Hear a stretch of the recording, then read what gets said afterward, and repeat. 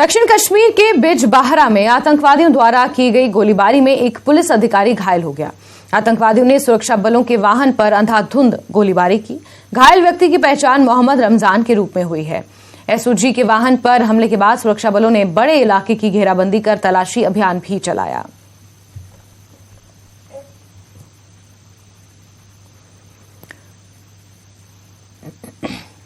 और हमारे सहयोगी मुदस्सिर का रुख करेंगे इसी खबर पर ज्यादा जानकारियों के साथ जुड़े हुए हैं। मुदस्सिर, अब जिस तरीके से घटनाक्रम सामने आ रहे हैं, पहले डांगरी में जिस तरीके से हमला हुआ, उसके बाद अगर पुंछ के हमले को देखा जाए तो सेना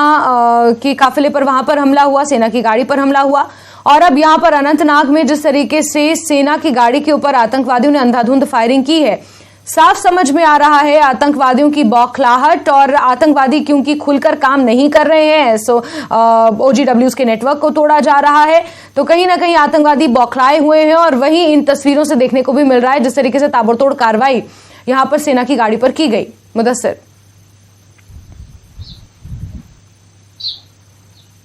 बिल्कुल जास्मीन, सबसे पहले मैं आपको बता दूं कि ये घटना जो है ये रात देर गए घट गई, और जिसमें बिजबिहाड़ा में पातशाही बाग एक एरिया है, वहां पर जम्मू कश्मीर पुलिस की एक नाका पार्टी थी। तो अंधेरे में जो मिलिटेंट थे वो वहां पर नमूदार हो गए और उन्होंने अंधाधुंध जो है गोलियां चलाई इस गाड़ी पे, और जिसके नतीजे में एक एसपीओ जो कि जम्मू कश्मीर पुलिस में फॉलोवर के हैसियत से तैनात है, मोहम्मद रमजान, तो उसको मामूली तौर पर चोटें आई है, गोली लगने से वो जख्मी हुए हैं, और जिसको फौरी तौर पर जो हॉस्पिटल है वहां पर ले जाया गया, और डॉक्टरों के मुताबिक उसकी हालत में सुधार आ गया है और उसकी हालत जो है वो मुस्तकम है। तो कुल मिलाकर अगर देखा जाए तो जिन घटनाओं का आपने जिक्र किया, तो यकीनी तौर पर ये सिक्योरिटी के लिए भी बड़ा एक चैलेंज है, क्योंकि जिस तरह से G20 समिट होने वाला है, तो उस हिसाब से उससे पहले ये घटनाएं इस तरह जो घट रही है, तो उस यकीनी तौर पर सिक्योरिटी फोर्सेज के लिए एक बड़ा चैलेंज साबित हो रहा है। लेकिन दूसरी जानिब जो सिक्योरिटी फोर्सेज है या फिर जम्मू कश्मीर पुलिस है वो काफी सक्षम है, और ये कोशिश की जा रही है कि जो नेटवर्क है उसको तोड़ा जाए, और उसके लिए NIA या फिर SIA की अगर हम बात करेंगे तो वो कार्रवाइयां भी की जा रही है। और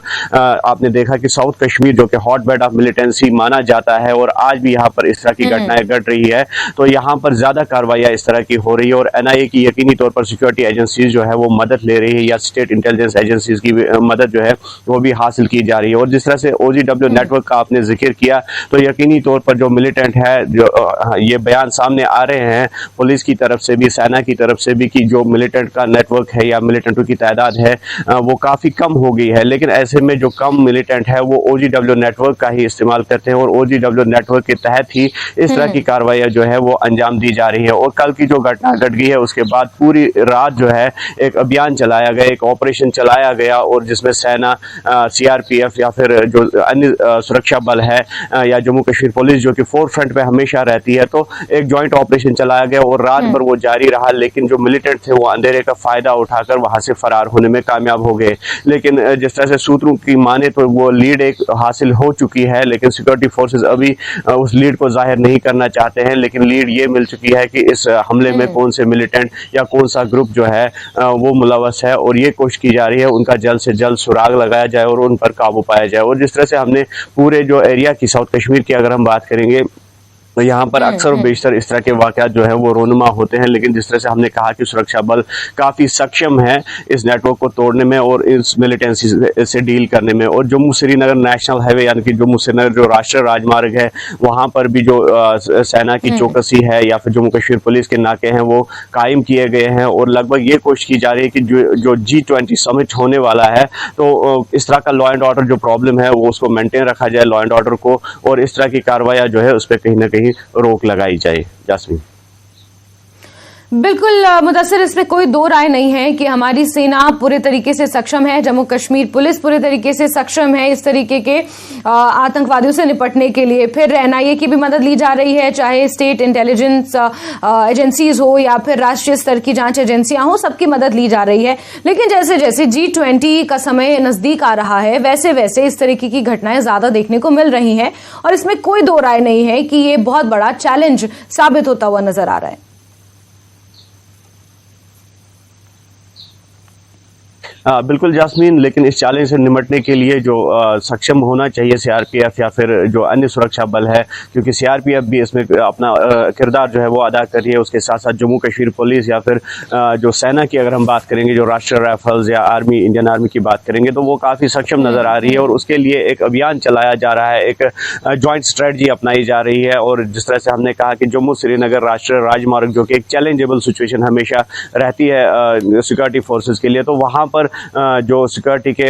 इंतजाम होने चाहिए थे उनको इन प्लेस रखा गया है। और 3 टायर जो सिक्योरिटी सिस्टम है, 3 टायर सिक्योरिटी ग्रिड है, उसको कायम किया गया है। और खानाबल पहलगाम रोड की अगर हम बात करेंगे तो वहाँ पर भी इसी तरह के नाके जो है वो कायम किए गए हैं। और रात के दौरान, रात के औकात में अक्सर बेशतर जो है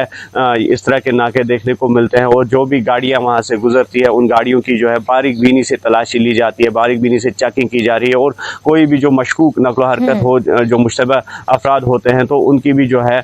तलाशी ली जाती है, उनसे पूछगछ की जा रही है। तो कुल मिलाकर ये कोशिश की जा रही है कि जो G20 समिट है जो होने वाला है कश्मीर में, क्योंकि ये एक हिस्टोरिकल एक इवेंट होने वाला है, तो उसके बाद जो यकीनी तौर पर जिस तरह से बयान आ रहे हैं सरकार के भी, चाहे LG सरकार हो या फिर मरकजी सरकार हो, तो ये इस बयान सामने आ रहे हैं कि कश्मीर की एक तस्वीर जो है वो बदल सकती है इस समिट के बाद। और ये कोशिश की जा रही है कि ये समिट जो है बिल्कुल मुदस्सिर, और देर रात जो ये आतंकवादी घटना सामने आई है इसको लेकर लीड भी मिल गई है, आप बता रहे हैं, और बहुत जल्द इन आतंकवादियों को भी धर दबोचा जाएगा। मुदस्सिर, आप नजर बना के रखें। हम